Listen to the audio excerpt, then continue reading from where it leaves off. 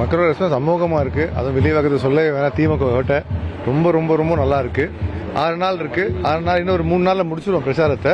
அதுக்கப்புறம் second round நிறைய இடத்துக்கு போகலான்னு இருக்கேன்.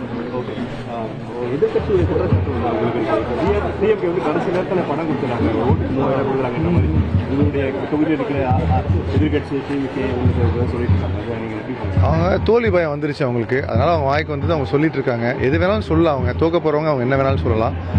கண்டிப்பா மே 4ஆம் தேதி முதலமைச்சர் திருப்பியும் முத்துவேல் கருணாநிதி ஸ்டாலின் தான்றதை மக்கள் இங்க உறுதிப்படுத்திட்டாங்க.